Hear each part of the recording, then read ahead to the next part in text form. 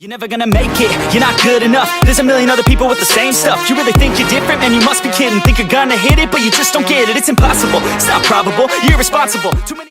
What's up, Unstoppable Squad? Today we have another SmackDown results under blue lights. I am Unstoppable Denominator, bringing you guys SmackDown results. So the Usos make the first move in Civil War versus Roman Reigns and Solo Sikoa. The Usos get the upper hand ahead of a family showdown at Money in the Bank. The Usos shine on WWE SmackDown as Roman Reigns forces continue to recalibrate. Jey Uso and Jimmy Uso launched the first strike in the family feud dubbed the Bloodline Civil War. Jey and Jimmy Uso demanded respect in their declaration of war on Reigns, Solo Sikoa, and Paul Heyman. So, I have a strategy here about Paul Heyman. I'll talk about that here probably at the main event. The Usos got the upper hand on their estranged relatives on Friday night. Sikoa, absent the support of his tribal chief, was at the mercy of his older brothers. SmackDown also featured a women's tag team title unification match. WWE Women's Tag Team Champions Ronda Rousey and Shayna Baszler battled NXT Women's Tag Team Champions Alba Frey and Isla Dawn to fuse the two title sets to be combined into one, because they're no longer going to keep the NXT titles. Fan favorite LA Knight and former champions Charlotte Flair and Rey Mysterio are among the other superstars featured on Friday Night SmackDown. The Usos strike first. Reigns is MIA, missing in action. The Usos kicked off SmackDown and received a raucous response from the crowd. The twin brothers insisted they still loved their cousin Roman Reigns, but they said things broke down when the tribal chief stopped treating Jey and Jimmy with respect. The Usos said they could always forgive family, but they will never forgive the rat and snake in the grass, which they were talking about Paul Heyman.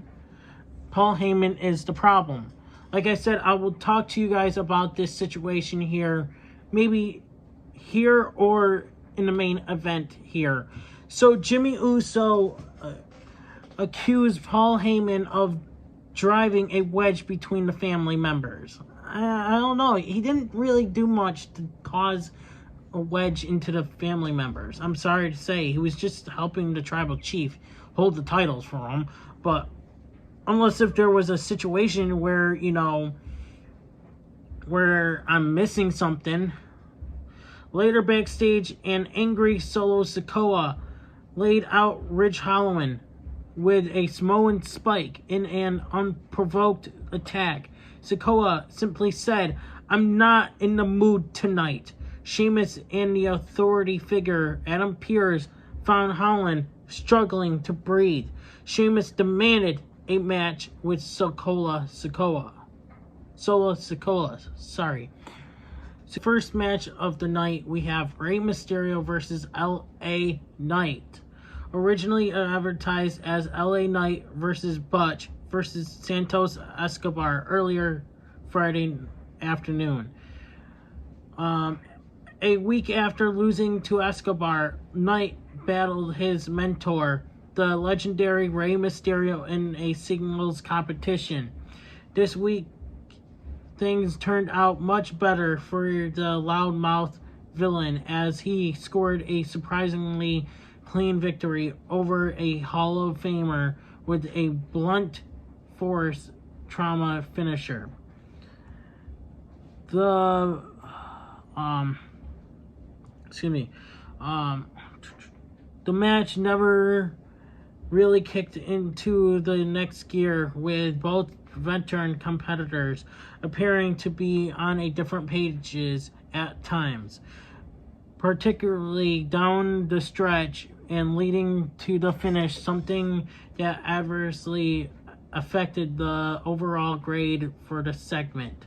Still, Knight scored a quality win over a guy with a ton of credibility and respect, something both bods were well for him, as he looked toward Money in the Bank on July 1st from the London's O2 Arena. Escobar defending the honor of Mysterio after the match keeps his budding rivalry with Knight alive, even if it is only until the premium live event. Your winner is LA Knight defeats Mysterio. Grade C+. Michael Cole curiously mentioned that his broadcast partner Wade Barrett helped Mysterio pick out his outfit. It went nowhere, but was an interesting addition to the commentary, if nothing else. Knight narrowly countered a wheelbarrow bulldog and delivered a BFT for the win. Escobar made the save after the match, chased Knight off and stared him down before checking on the Hall of Famer Rey Mysterio, his mentor. Next, we have the WWE Women's Tag Team Championship Unification match.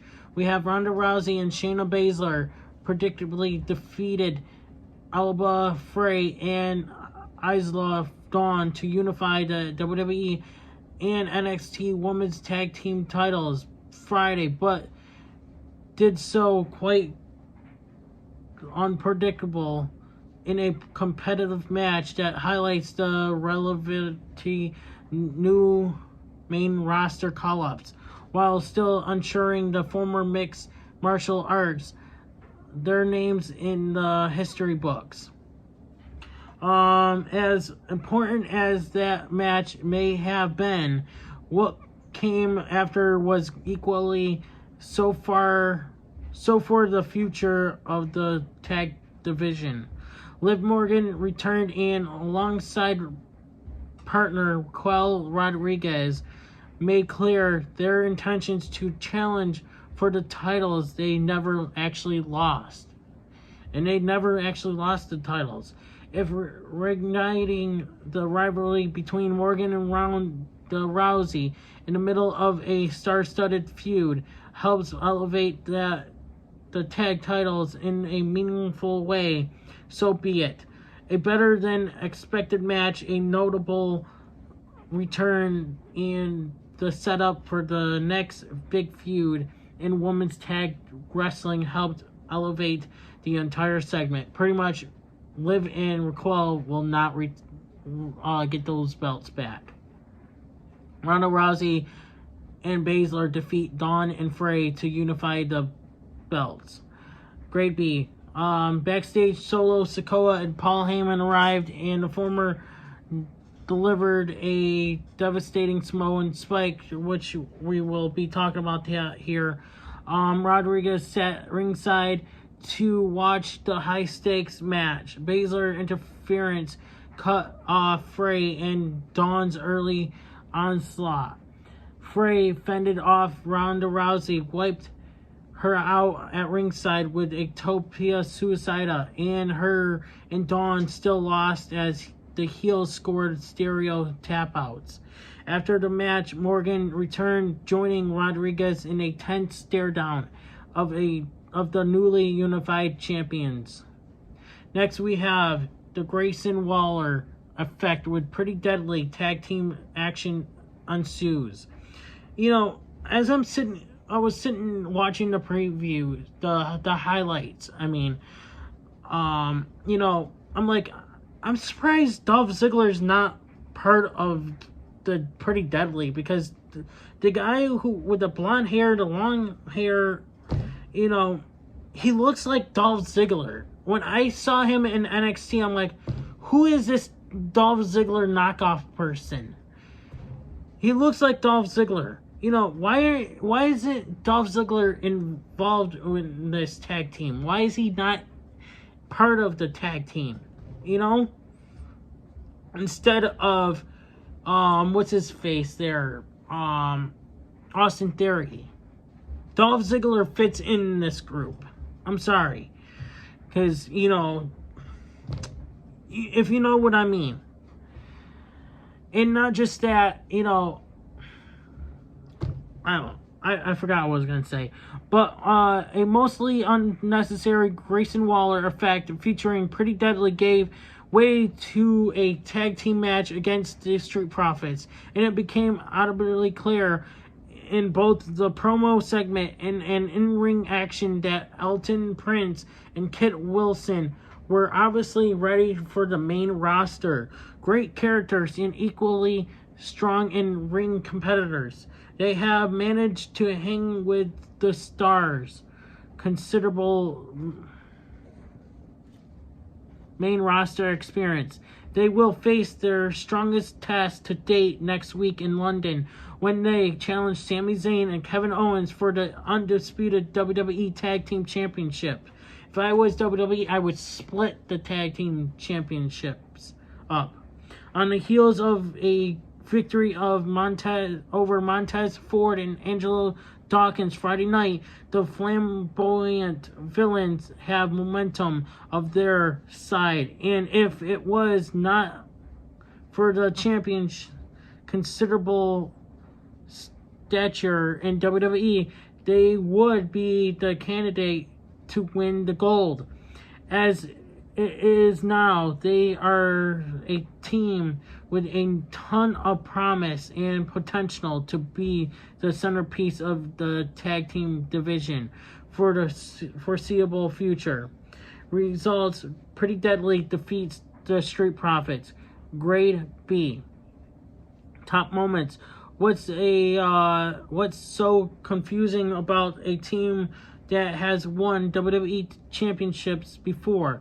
What's so confusing about a team that has unified WWE Tag Team Champions even? Prince asked, frustrated by the dismissal of Pretty Deadly as contenders. The Street Profits interrupted and set up a tag team match with the heels. Sorry for the stuttering there. Don't remove the male bralette, Barrett exclaimed as Ford ripped off Prince's top attire and put it on him. Prince rolled Dawkins up and with some added leverage scored the pin. Next we have Charlotte Flair versus Lacey Evans, both two heels. Why do the wrestling make two heels face each other? It makes no sense. Oh, Charlotte Flair is not a heel. Yes, she is. She's the dirtiest player of all. She jumped into the head of the line. She doesn't deserve a championship shot. Yeah, she's actually wrestling, but it doesn't matter. She jumps the line. It's annoying. Charlotte Flair will challenge Asuka for the WWE Women's Championship next week from London, but Friday night rekindled a rivalry that dated back years and squared off with Lacey Evans. So my opinion is that Charlotte Flair is going to lose to Asuka, and because this is going to make it's going to be a no disqualification match, right? Or it's going to be a DQ, no 1-1 or something, or I don't know. Something's gonna happen. I think Asuka's gonna win by DQ, or Charlotte's gonna win by DQ, and pretty much this is going to bring into a triple threat match at SummerSlam between Asuka, Charlotte, and Bianca Belair, which this will lead into a Charlotte Flair winning the belt at SummerSlam, which I don't want her to win the belt. She's easily defeated her opponent with the figure 8, but immediately felt the wrath of the Empress of Tomorrow, who attacked and left the Queen writhing in pain to close out the segment, uber impressed by her own actions. The match between Flair and Asuka is bound to be great. We have seen the particular match up before, and it always has been. One can only hope, though, that the outcome is not the same as it was at their now infamous WrestleMania 34 match, where Flair ended Asuka's 914-day reign as champion, especially considering Asuka just won the title at Night of Champions. Like I said, she can't lose the belt just right away. So, the incoming Flair-Bianca Belair program would understandably create the nervousness on the part of Asuka's fans, who have seen her shoved to the background on more than the occasion. On one occasion in the past. For the segment as a whole, it was relevantly uneventful and did little to drum up excitement for a match that many are on edge about. Flair defeats Evans. Grade C. Asuka jumped Flair after the match, pummeling her and leaving her laying before making her way up the ramp. Next, we have Sikoa versus Sheamus ends in a no contest after Sikoa barreled Sheamus through the Timeskeeper barricade. Sikoa and Sheamus fought a competitive physicality intense match on brand for the two heavy hitters. The referee ruled Sheamus incapable of continuing after Sikoa tackled him through the barricade. After the match, Sikoa tossed around medical staff trying to attend to Sheamus. The Usos' music struck before Sikoa could do further damage to his opponent.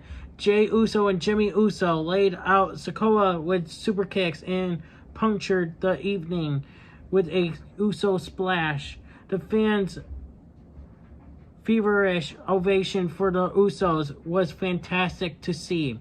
The brothers have delivered week after week for months and deserve their time in the spotlight. Their appetite for respect was sound, and their lingering love for the family was athletic. The first volley in the Bloodline Civil War was a little bland and predictable. The audience has come to accept Reigns as a part-timer performer. But it was foolish for Roman Reigns to abandon Sikoa and Heyman just 1 week after the Usos had split from them. What if Jey and Jimmy Uso had done irreparable damage to Sikoa 8 days before Money in the Bank? The Bloodline has been so dial-rich to it. Can't hit a home run every week. This was one of those weeks. Also, WWE gets a thumbs down for scrapping not one, not two, but 3 advertised matches from Friday Night SmackDown show. Grade B- overall. Alright, so my opinion on with Roman Reigns and Paul Heyman's situation is that I think pretty much Paul Heyman could turn, or actually with Solo Sikoa probably going to wake up right after, the SummerSlam, or during SummerSlam. He's going to betray Roman Reigns and be on side with the Usos. And pretty much, I think, probably on SmackDown, I think Roman Reigns is going to turn down Paul Heyman. He's going to do something maybe a week or two down the road, and he's gonna kick Paul Heyman out of the group, out of the bloodline, and pretty much since Roman Reigns is all by himself, not being as a bloodline anymore. But yeah, that's what I'm thinking. That's my thoughts. What's probably going to be happening. But yeah, what is your guys' thoughts on what's going to happen with Roman Reigns and Paul Heyman's situation? I would like to know what you guys think in the comments below. My also theory is that I think Paul Heyman might actually rejoin Brock Lesnar, or he might actually go with Austin Theory. Rumors are saying that they're thinking about having Paul Heyman go into joining with Austin Theory. I don't know. Who knows what's going to happen? Anyways, guys, this is my results and thoughts of tonight's episode of SmackDown. I will be back under orange lights here soon. I'm unstoppable, and I'll see you guys under orange lights for AEW Rampage. And I'm out. Hey everybody, it's your boy Skiz here. And if you don't subscribe to Blonde and the Unstoppable Denominator, then you are a toothy bumfuck, pussy ass bitch motherfucker.